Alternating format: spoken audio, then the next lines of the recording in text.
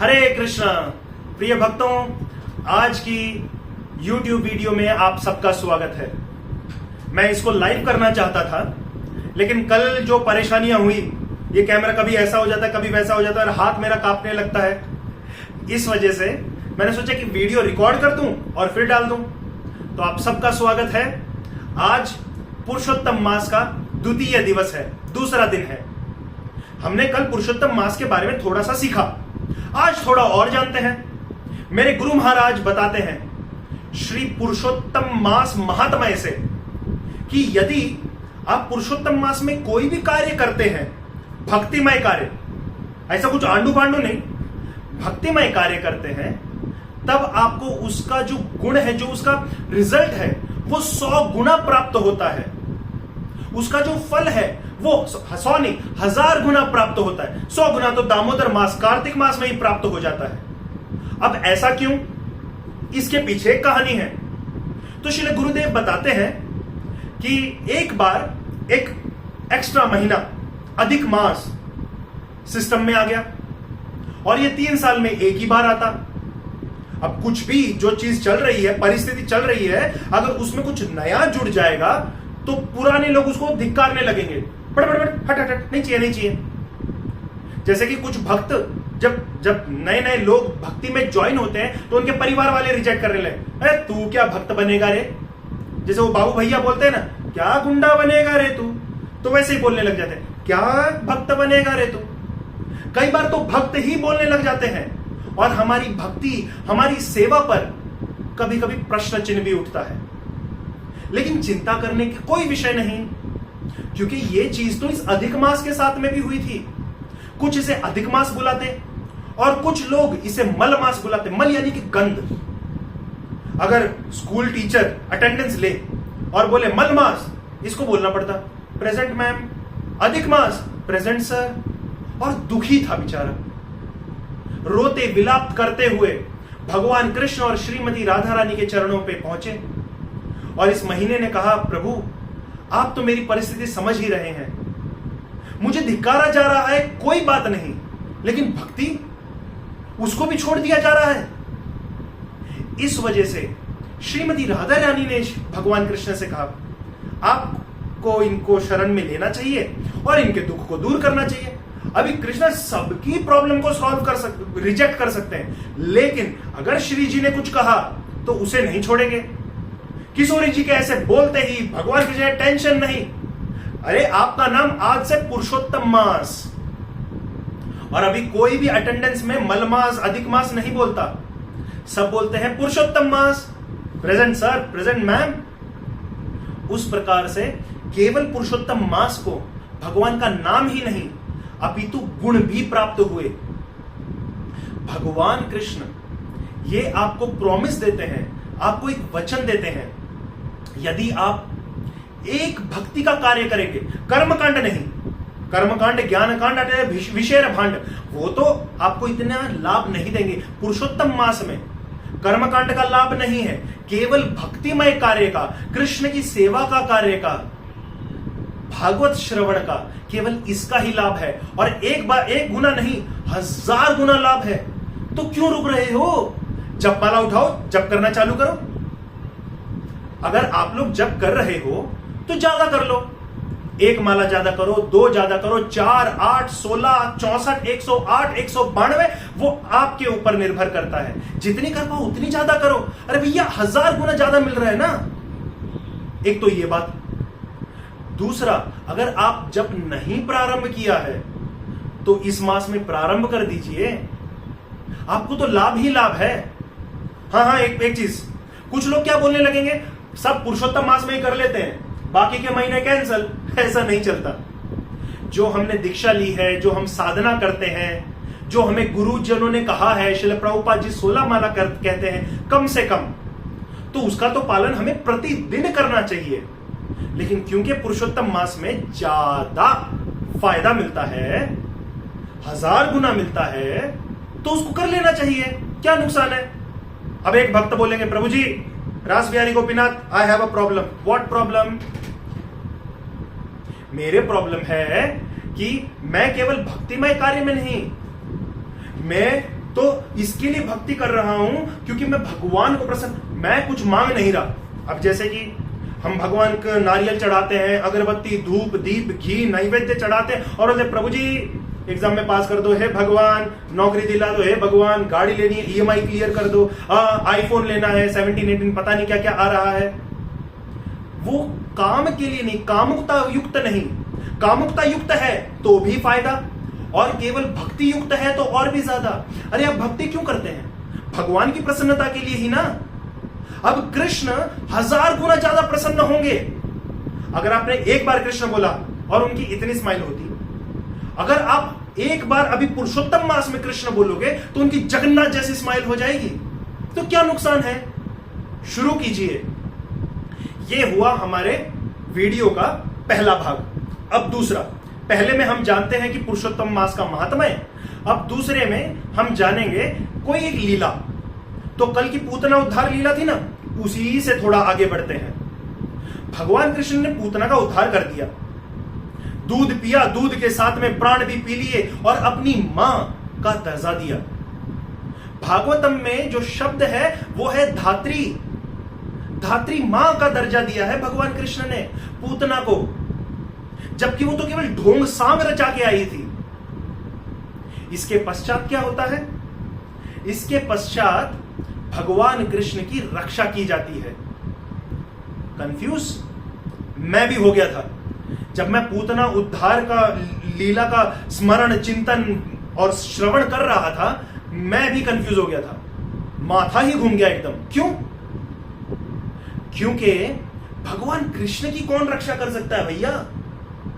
हमें तो लग रहा था कि कृष्ण पूरे जगत की रक्षा करते हैं, और नहीं तो भक्त तो नरसिंहदेव को पुकारते रहते हैं, उग्रम वीरम मा विष्णुम ज्वलंतम सर्वतोमुखम नरसिंहम भीषणम भद्रम मृत्यु और मृत्युम नमामि हम। इतो नरसिंह परतो नरसिंह यतो यतो यामि ततो नरसिंह। यहां भी नरसिंहदेव, वहां भी नरसिंहदेव, सर्वत्र नरसिंहदेव है। इसके लिए नरसिंहदेव की शरण ले लो, क्योंकि नरसिंहदेव तो मृत्यु की भी मृत्यु है, तो नरसिंहदेव तो प्रोटेक्शन करेंगे ही, तो उनसे रक्षा ले लेंगे। लेकिन नरसिंहदेव की भी रक्षा की जाती है।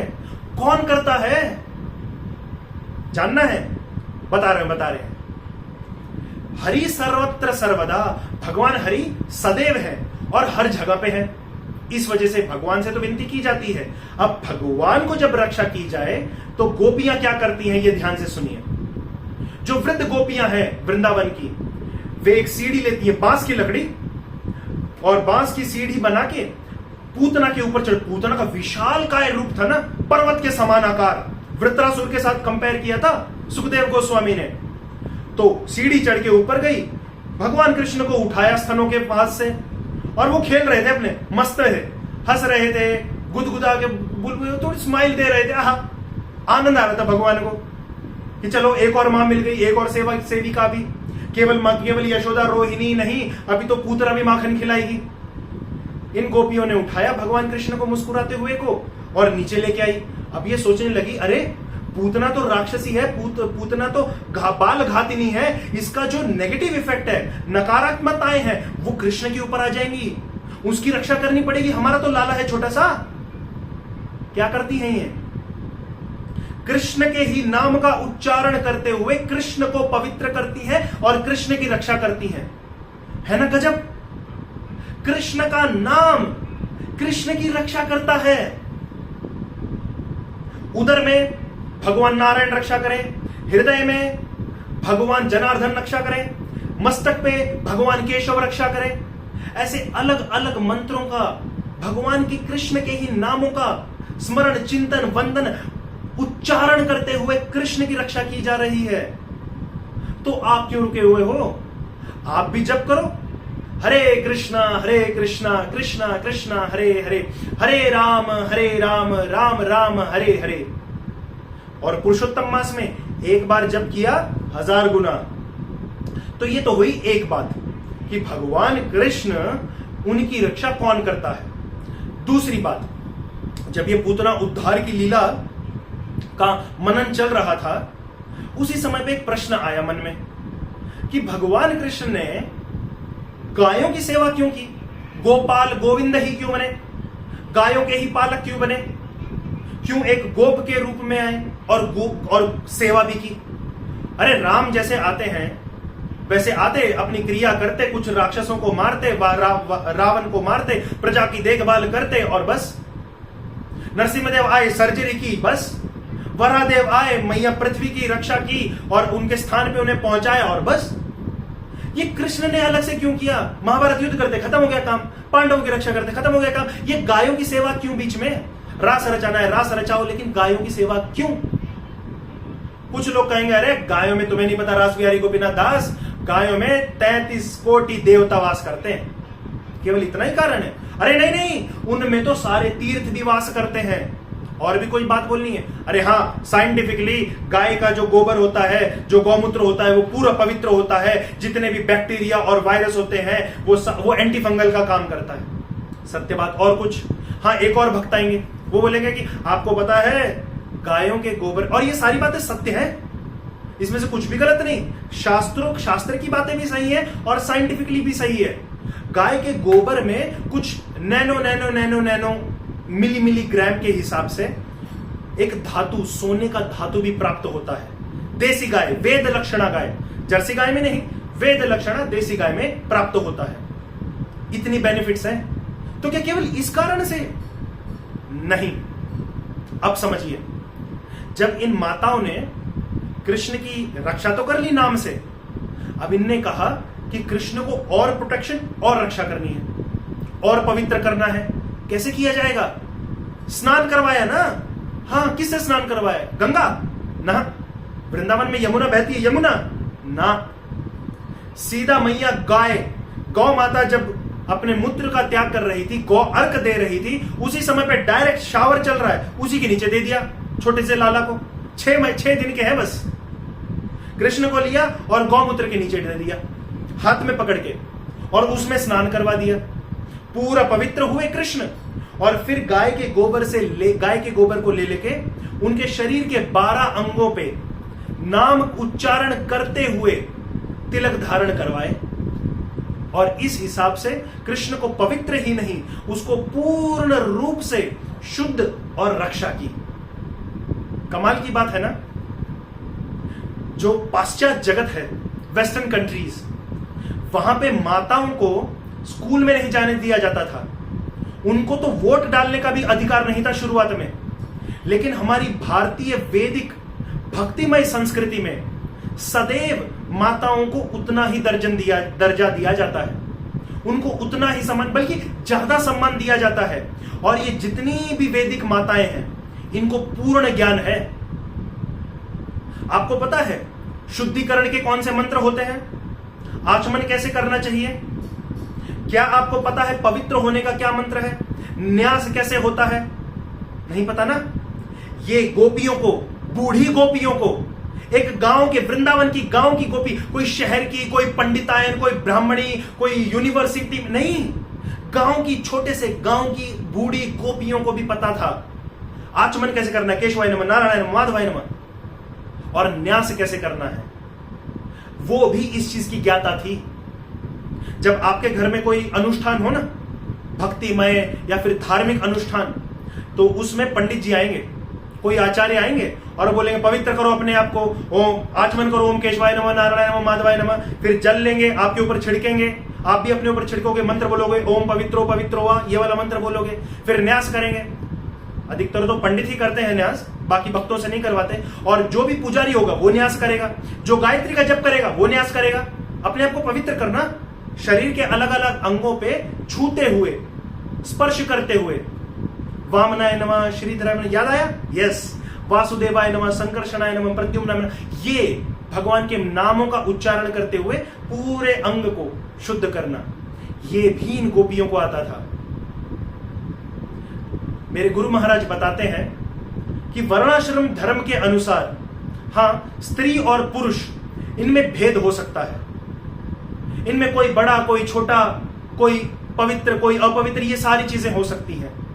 कोई ज्यादा ज्ञानी, कोई कम ज्ञानी, ये हो सकती हैं। लेकिन भक्ति में अगर कोई वैष्णव है या वैष्णवी है, कोई कृष्ण के भक्त बन गए, तो वो एक समान का ही दर्जा पाएंगे। फिर वर्णाश्रम के रूल नहीं लगेंगे, दैव वर्णाश्रम में वो प्रवेश कर चुके हैं। इसी कारण से अगर आप लोग जानेंगे हमारे वैदिक साहित्य को, तो आपको पता चलेगा कि केवल आचार्य नहीं होते थे, केवल पुरुष ही आचार्य नहीं होते थे, अपितु माताएं भी आचार्य होती थी। केवल पुरुष ही गुरु नहीं होते थे, अपितु माताएं भी गुरु होती थी। केवल वो ही दीक्षा गुरु नहीं होते, अपितु वैष्णवी स्त्री नहीं कह रहे हैं, वैष्णवी भी गुरु हो सकती हैं और थी। इसी संस्कृति को आगे बढ़ाना चाहिए। हमने क्या सीखा माताओं के बारे में, अब गायों के बारे में। क्योंकि यशोदा, रोहिणी, पौर्णमासी, श्री पौर्णमासी जी ने कृष्ण को रक्षा दी गाय के गोबर और गौ अर्क मूत्र से। इस कारण से कृष्ण ने मन में ठान लिया, आहा मेरी माताओं ने ऐसा करवाया है, मैं इन गायों की सेवा करूंगा।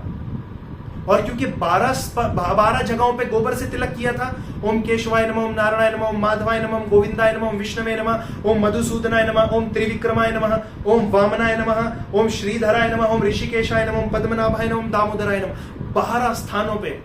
इस कारण से भगवान कृष्ण ने भी 12 साल तक गायों की सेवा की है। हाँ, 11 साल कुछ महीने, लगभग 12। कृष्ण अपने आप को ऋणी समझते हैं इन गायों का।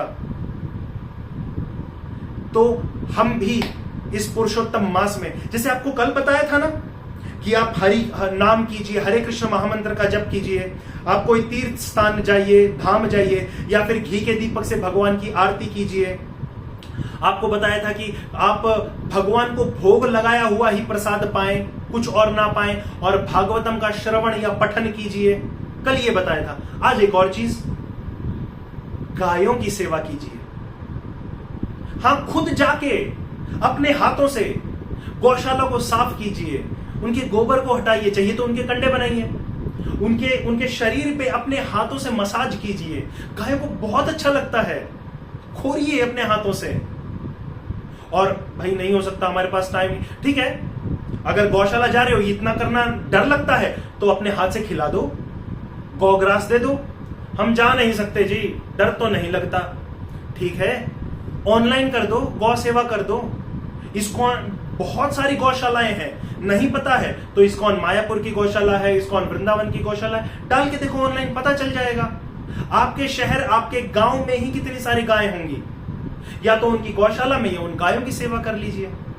और देखिए फिर पुरुषोत्तम मास का लाभ, देखिए किस प्रकार से केवल इतना करने से। हाँ, एक और बात, ये मैंने इंग्लिश वाली वीडियो में नहीं कहा, हिंदी वालों भक्तों को बता रहा हूं कि गायों ने फिर इस प्रकार से भगवान की सेवा करनी चालू की कि जब भी वो वन में जाते, ये सारी गायें आगे चलती और अपने खुरों से, अपने पैरों से जो कंकड़, जो कांटे होते, उनको कूट कूट के, पीस पीस के चलती। और इस वजह से वृंदावन की जो धरती है, उसकी रेत बहुत ही सॉफ्ट, बहुत ही मुलायम है। कैसे हुई? इन गायों के कारण। आप सबसे विनती है, गायों की सेवा करें और हरे कृष्ण महामंत्र का जाप प्रारंभ करें। कर दिया है तो अधिक करें। हरे कृष्ण। श्री पुरुषोत्तम मास की जय। आज आपने क्या सीखा? पुरुषोत्तम मास का महात्म्य, कृष्ण की रक्षा कृष्ण का नाम ही करता है, और भगवान कृष्ण गायों की सेवा कैसे प्रारंभ करते हैं। हरे कृष्ण। श्रील प्रभुपाद की जय।